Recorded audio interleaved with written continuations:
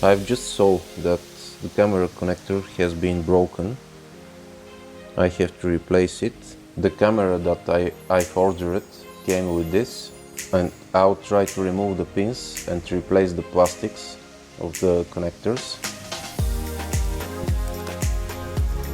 Okay, these are the parts that we need. After I've made the description of the connector, now I can remove all of the pins. So I'm pressing this small silver thing. This is the locking of the pin.